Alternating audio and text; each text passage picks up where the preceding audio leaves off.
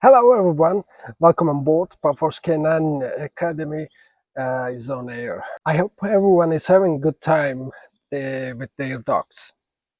Now, today is important for me because we will be with my dear teacher, Nate Schoemer, whom I love, respect, look up to, and learn almost everything I know. Many of you know him well, but I would like to briefly talk about him. Nate Schoemer is a renowned dog training, canine educational expert and former U.S. Marine. He has uh, achieved the highest level of certification in his field, graduation at the top of his class, the professional and master dog trainer programs at the Tom Ross School, and later being invited to serve as an instructor.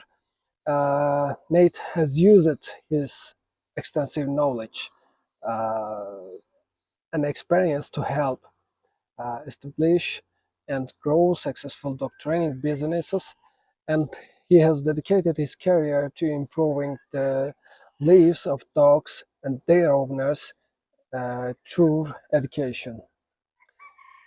And in 2017, Nate's exceptional work in dog training caught the attention of Animal Planet, and he was cast as the co-host of Rescue Dog to Super Dog, a popular show that aired on American television.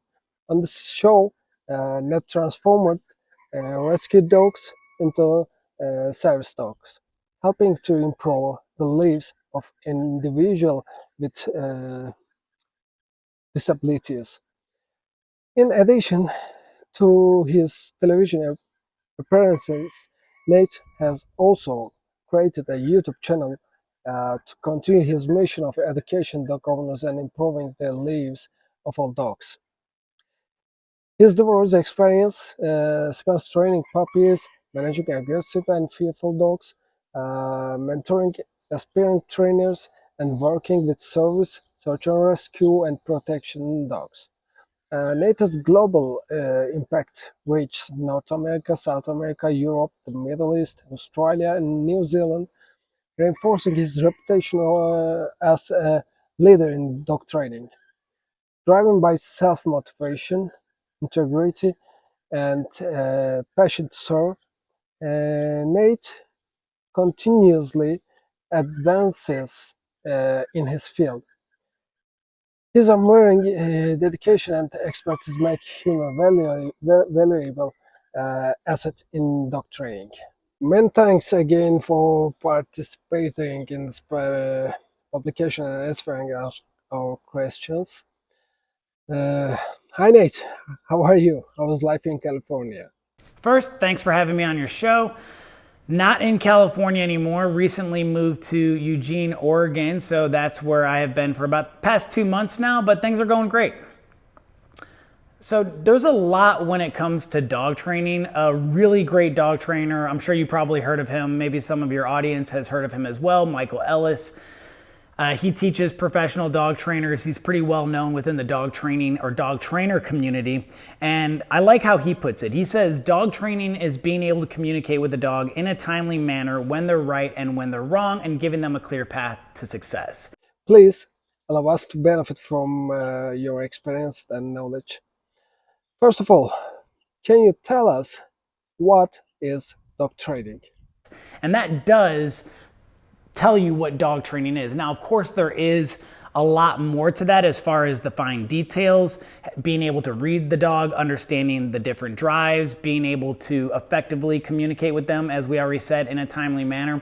And what I do when it comes to training a dog, of course, we always have an end goal where we want to take the dog, and that could change some of the details of the training process.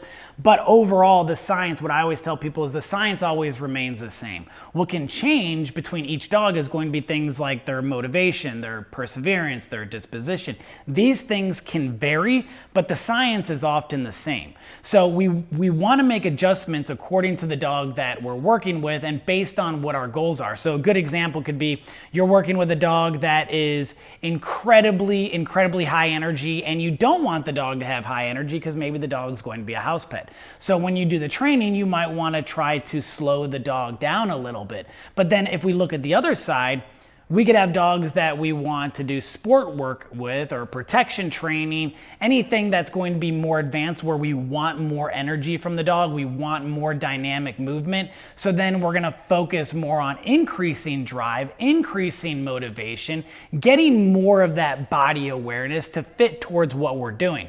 But again, the science remains the same. So I'll give you another example I like to tell people. Let's say you have a dog that goes in your flower garden and you say, I got a good idea. I'm going to spray my dog with a water hose every time my dog goes into the flower garden. And that should teach my dog not to go into the flower garden. That would work if the dog doesn't like the water hose, because for that dog, it's going to be positive punishment. But if you have a dog that likes being sprayed with the water hose, which a good majority of dogs do, now that's going to be for that dog positive reinforcement. So in one situation, you would be correcting the dog for the undesired behavior. In the other situation, you would be rewarding the dog. So you would have to adjust according to that dog. But again, the science is still there.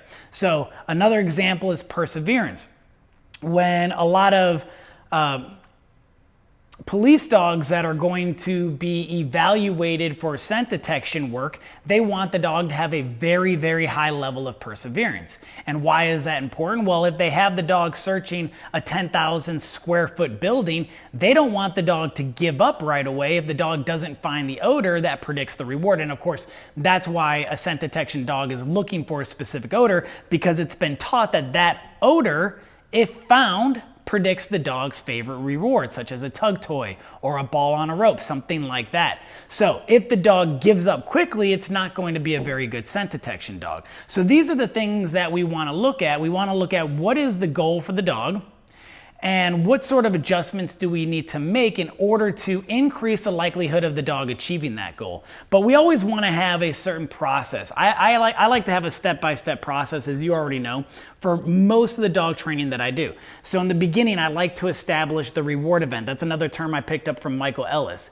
The reward event is when we reward the dog. Now, often people rush this event, but the more we can get the dog excited and motivated for the reward event, the harder they're going to work to get to that event. So in the beginning, I give it away for free.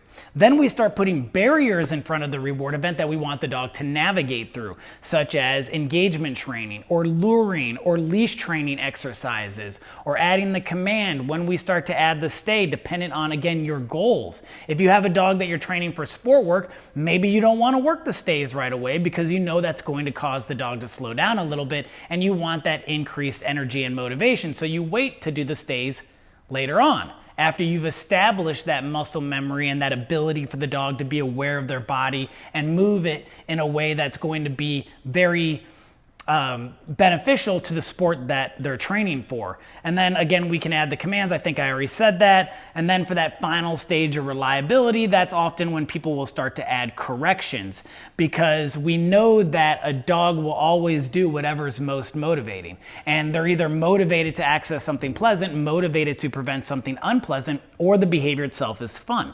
So we have to be able to always provide the highest motivating factor in order to determine the dog's behavior. And then of course we can look at socializing a dog as well. That's something people often mess up because they think socializing is letting every dog and every person interact with their dog, which that can often cause issues, especially if they're having the dog interact with dogs that are going to teach bad behaviors or dogs that might be aggressive and could give the dog a bad experience. People that are not very dog savvy could create issues. So a lot of times when I'm teaching someone about socializing a dog, it's really about exposure.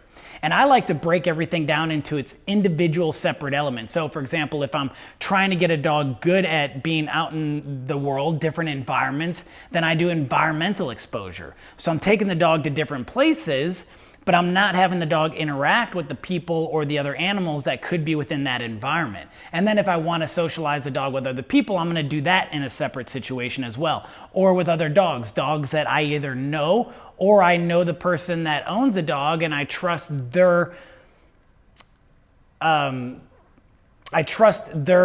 understanding of their own dog and whether or not that dog's going to be good interaction with my dog. Of course, assessing it beforehand, making sure it's going to be the right dog for your dog to interact with. Because again, we don't want, especially a young puppy, to have a bad experience because that's going to stick with them for life. So of course, there's a lot when we're talking about dog training. It's really about being creative. It's really about being able to problem solve. It's about being able to anticipate what might happen and knowing what we need to do in order to fix it. It's about knowing how to train a dog, but also how to work through behavioral issues.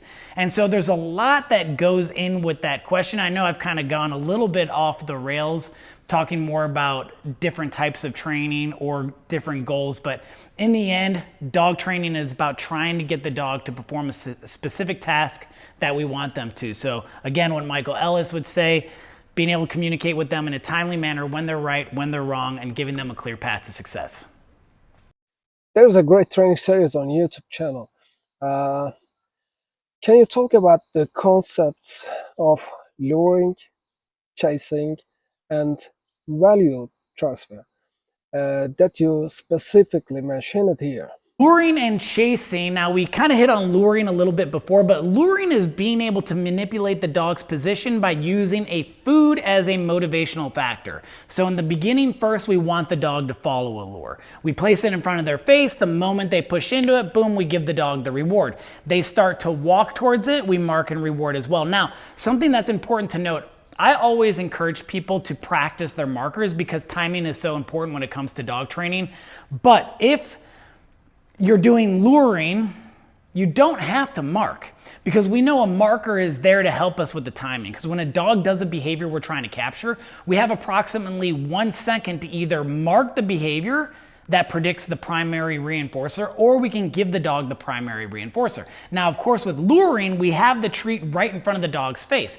So we can give the reward to the dog the moment that they do the behavior. So we don't have to mark in the early stages of luring, but it's really about being able to manipulate the dog's movement with food in our hand. This is another concept that we like to call power steering. I say we, I mean dog trainers. A lot of dog trainers use the same type of terminology. I picked up that one from my friend Forrest Mickey, great dog trainer. But power steering is being able to take that food lure and guide our dog's movement in any position that we want with precision. And we can take that luring and we can teach very, very dynamic movements. We can teach the dog that rear end awareness. We can get them to walk backwards, sit down, stand, find different positions. There's a lot that's involved with luring. Now, chasing is where there's a different things that we can do with chasing. We can have a dog chase food. We can have a dog chase a toy, but this kicks in their prey drive as well as their play drive. And when we're using food, it's their food drive. So there might be occasions where I have the dog going for a lure and then I move it very quickly to kick in that prey drive, give the dog the reward, increasing the dog's motivation. This is another reason why we use terminal markers a lot in the very beginning. A terminal marker means release plus reward. So if I start teaching dogs the moment you do a behavior, you're going to be released and you're going to receive a reward, then they tend to do it more quickly and it increases that motivation. We transfer to verbal commands. I think that's what you're asking. We go to a verbal command once we know we can get the dog to do the behavior every single time with a physical cue. So if I'm training a dog and I can get that dog to go into a down the exact way that I like, with speed, with the right motivation, in the correct position, without the butt sticking up or the hip going lazy on the side, once I see that picture and I can get it every single time with the physical cue, this goes with all behaviors. If I can get a dog to do a behavior, doesn't matter what it is. So this goes with anyone watching. If you can get a dog to do a behavior with a physical cue, then you can put it on a verbal command. And when we teach the verbal command must precede the physical cue. So if I was teaching a dog a down, I have to say down, Then I present the physical cue. Common mistake a lot of people make, as you already know, is overshadowing. That's when two things are presented to a dog at the exact same time. Whatever is more relevant to the dog is what they're going to focus on, and they will completely ignore the other element. So we have to make sure it's a predictable pattern. We say the command, then we present the physical cue. The analogy that I like to tell people is if you think about your commands as questions, then it becomes easier for us mentally. When I tell a dog down, I'm asking the dog, hey, do you know what to do when I tell you down?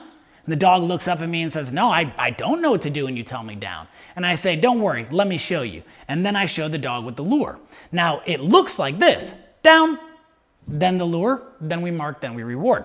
So then it becomes a predictable pattern. I do it enough times to where I say down, the dog goes, I know what you're going to do next. You're going to lure me into the down position and I'm going to get a reward. So the dog drops down before we present the physical cue. Once we start to see that, then we know the dog is starting to understand that that word means that behavior. And we do it enough times where the dog becomes confident. In the beginning, when dogs first start to learn that these words predict different things, they're not completely confident, especially if you train the way that I do, where I will teach multiple behaviors at one time. So once I get a dog following a lure and I can get them doing all these behaviors, I might be doing a session with a dog where I'm going over sit, down, come, heel, spin, center, place, all these different things. And I'm doing it in a way that's fun, exciting, motivating. The dog gets the position, the release, we get to the next one. Maybe I pull out a toy. And so the dog's having to figure out a lot at one time. And when they start to get it, sometimes they will slow down if they're not completely confident. Meaning you might see the dog where you say down, the dog's like, I think this is it. And I think you've probably seen this before. And they're looking at you for confirmation. Is this correct? And you're like, yeah, that's right. And as their confidence increases, then they tend to do it more quickly. Now, it's dependent on the dog as well. Some dogs will get slow when they start to think they know it, but they're not 100% confident. Other dogs will just do it. Again, it's really dependent on the dog. So that's when we transfer a physical cue to the verbal command once we know we can guarantee the behavior. Okay, next question, very important for everyone. What are the common mistakes dog owners know but are wrong? Common mistakes that dog owners make. I hit on that a little bit in after the last question, but the biggest one is the overshadowing, what we talked about before. If two things are presented to a dog at the exact same time, whatever is more relevant is what they're going to focus on. And everybody does it. They do it with their markers, they go yes, or they do it with their commands, they go sit. Those are some of the biggest mistakes that we see as professional dog trainers when we're working with people and we're getting them to train their dog. Another common mistake is not practicing skills before handling a dog. People get the dog and they try implementing all these different skill sets and they haven't even developed a single one of them yet. So we have to make sure we develop skills, then we can add the dog. So a good example is when I was first learning about markers, because it's not natural to say a marker and then present the physical, or to the reward rather. And so I would walk around the training building going, yes, yes, practicing my timing of saying the marker, pausing, then delivering the reward and being consistent with the marker. And so then you think about it, people are trying to work with their dog and they're trying to use luring, they're trying to mark at the right time, they're trying to separate the physical from the verbal, they're trying to keep the dog's motivation high, they're trying to handle a leash if they have a leash on the dog, if they're using a clicker, they're trying to handle the clicker. There's all these different skills and they never taken the time to develop each one.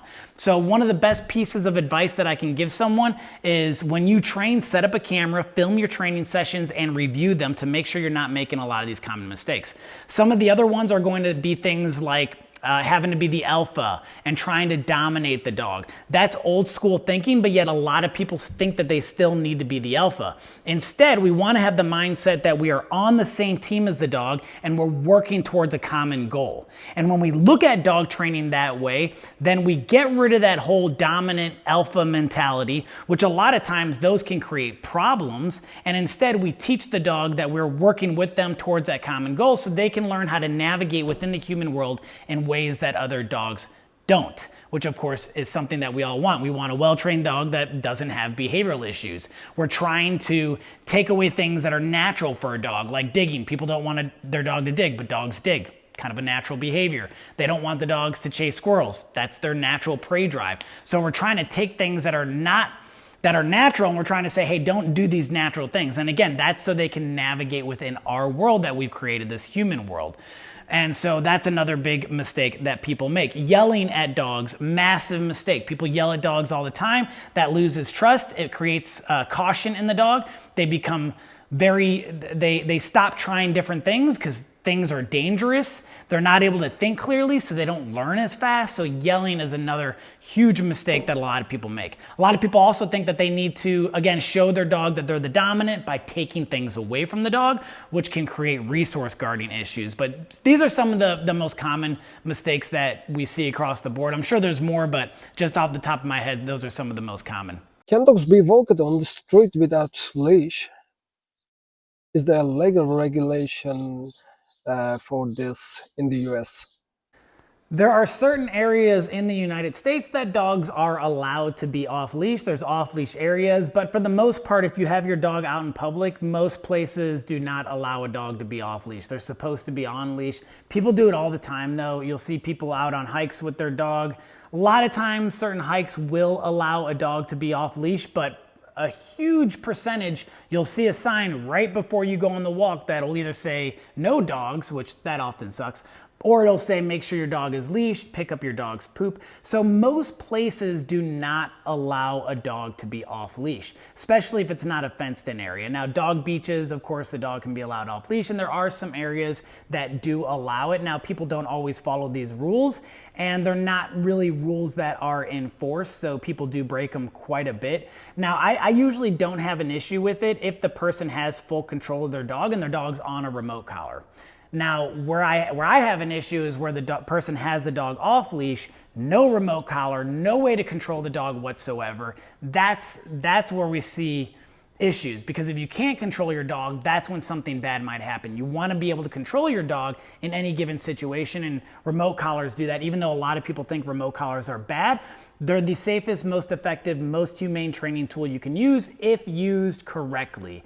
But yeah, so to answer your question, not too many places where people can have their dog off leash, and the places that are allowed to have them off leash, then usually there's not much as far as any sort of regulations that go along with that. Of course, each state in the United States is going to be different. They have their own rules and whatnot. So it's always important to check the rules of your local state or city if you're in the States to make sure you're following those rules the right way. Last question. About my country in Turkey.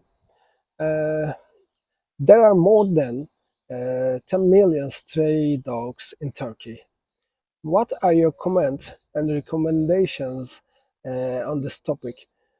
Do you think the streets are right habitats for dogs? That is a lot of strays, but there are strays in most countries. I think all countries probably have a certain amount of stray dogs. Even here in the United States, there are a lot of stray dogs. So it's definitely an issue. And because it is an issue, I guess that would make it normal, but it doesn't mean that it's good. And I don't think living on the streets is going to be the best environment for a dog, because a dog being in a home that is being well taken care of, they're up to date on their vaccinations, they are licensed, and they have daily exercise, affection, mental stimulation, all these things that a dog needs. And a dog being with people is part of their natural environment. We have, over time, the dogs have evolved with us, so them being around us is very natural. Being on the streets by themselves is not as natural, and of course it's not going to be as good for them. So yeah. And again, important question. What are the legal responsibilities of adopting a dog from a shelter in the US? How does the process work? Legal responsibilities for adopting a dog in the United States, it is pretty straightforward. You can go to a shelter. Again, depending on the state, there's going to be different rules. But for the most part, you have to make sure the dog is licensed, so registered, so they're up to date on their vaccinations, most specifically the rabies vaccine. the dog is well taken care of. Some shelters will require, if the person is unable to take care of the dog, to take it back to the shelter, although that's not something that I usually recommend to people, because there are a lot of shelters that will put a dog down if the dog does come back after being adopted. So it's better if someone is unable to continue taking care of a dog that they have adopted or rescued, I should say, from a shelter, then their best option is to either rehome the dog or get the dog to a rescue, because there is a big difference between shelters and rescues in the United States.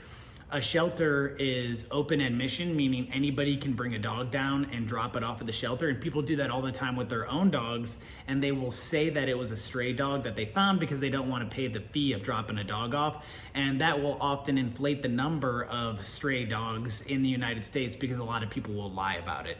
And that is definitely an issue. You'll see dogs at shelters all the time, and it will say on their card that they had been, they were a stray dog, but really they were an owner surrender because the person doesn't want to pay the fine. But finding someone to adopt the dog or getting the dog to a rescue. Now, a rescue is closed admission, and what that means is rescues choose the dogs that they want to rescue. And that's why they're called a rescue, because rescues, for the most part, sometimes they will, but for the most part, do not euthanize dogs. They've rescued dogs. A lot of times they will rescue dogs from the shelter, and they will take on the responsibility of rehoming the dog. And they act as nonprofits, 501c3, so they don't have to pay taxes like a normal corporation will, and they can accept donations in order to continue helping with their mission.